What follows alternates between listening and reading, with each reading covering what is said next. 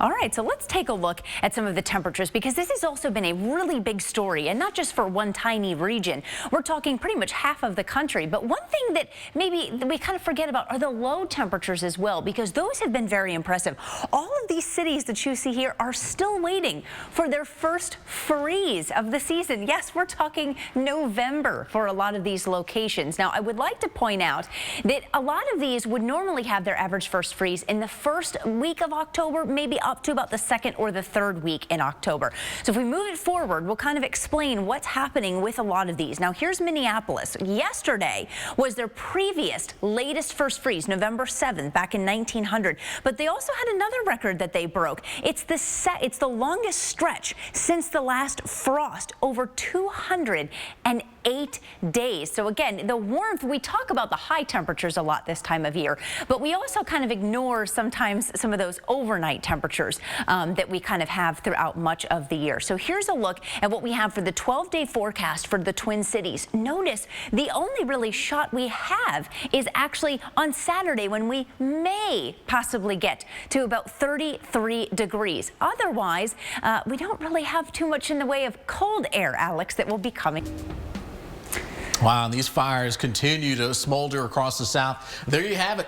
31 active fires, over 100 acres here for us, which is insane to think that we've got more fires here than in parts of the West. That's right. In fact, we're starting to see that exceptional level of drought begin to get awfully close to the levels they have in California, too. So again, we've got some problems, and unfortunately, there's not really any relief in sight for a lot of these areas. Here's a look. This was one of the NASA images yesterday. You can kind of see some of those smoke plumes kind of coming out. Now, Georgia's on the south, so most of the plumes that you're seeing are coming from North Carolina, Tennessee, or even into Kentucky. But we know the fires themselves extend well outside of those states. Yeah, absolutely. It's interesting. You saw how the smoke plumes are moving basically to the north. A couple of days ago, they were moving to the south, and it shows you the different wind directions out there for us. But one of the reasons why, Allison, just extremely dry conditions across these areas. That's right. So we start off with the relative humidity in the morning, and some of the spots like Asheville, 63. You've got some 40s. That seems relatively high, but again, we're still in that morning time frame. As you go into the afternoon,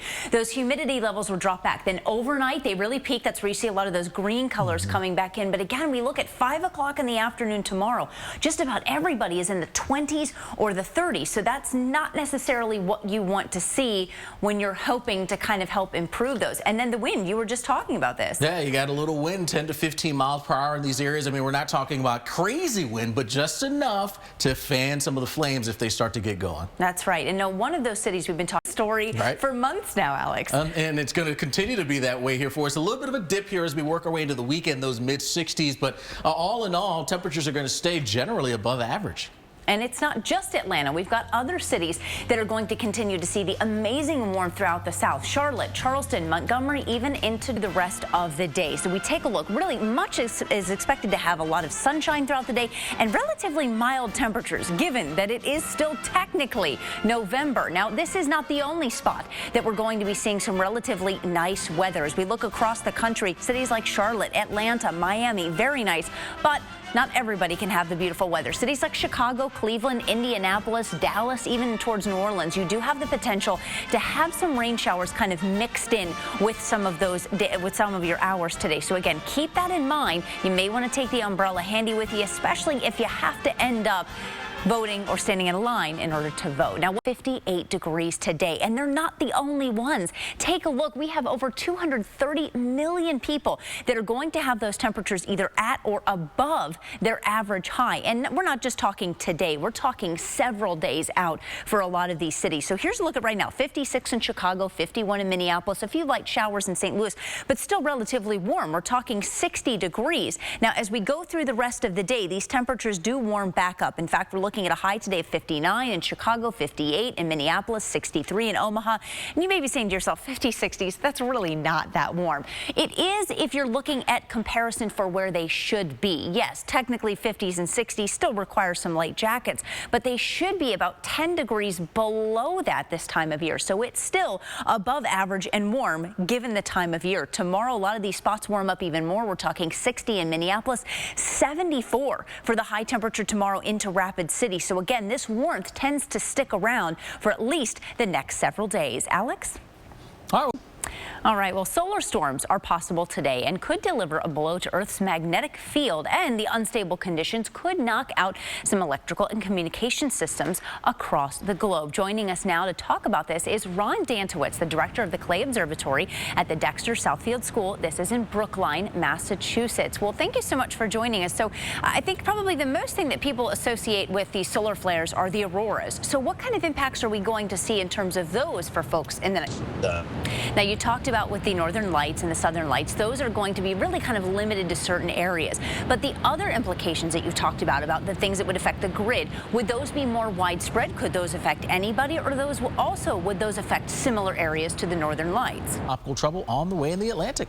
That's right. Thank you so much, Alex. Yeah, we're here with Carl Parker because, again, November, while still in the realm of possibilities, isn't necessarily what we really think of as hurricane season. Yeah, no doubt. I mean, you see the vast majority, about 83% of your tropical cyclones are going to happen in that period from August to September to October. So that is really the heart of the season. And then it drops off very dramatically going into November. But there are still some areas that we need to watch. You notice you see a lot less development in the Gulf of Mexico, because fronts usually come down and shut off the Gulf. But you got a little hot spot there that is in the western part of the Caribbean, and part of what's going on there is you've still got very warm water temperatures. We look at sea surface temperatures, and 80 is the requisite temperature. You see that in the red there, and we're starting to lose that in the Northeast Gulf and through a lot of the Western Atlantic, excluding what's going on with the Gulf Stream. But then you go farther south into the Caribbean, you've got a huge area where the water is still very, very warm, so it's still prime in that sense. And then there's another thing that occurs down here, and that is called the Monsoon Trough. So you've got an area where winds are converging. The trade winds come along from the east like that. Then you've got winds that come up from the southwest, just south of Central America, and where that flow comes together, you tend to get a little bit of spin along that sort of ever-present feature, that monsoon trough. And so what the models have been picking up on is this idea that maybe we see a more pronounced area of spin going into this weekend and into next week, starting to organize a little bit more. So it may be that there's a broad area of low pressure that develops, and in general, because you've got very warm water temperatures, and because the shear may not be so bad, may be pretty strong just to the north, but that can actually be helpful for developing tropical systems. It may be that something gets going at that time.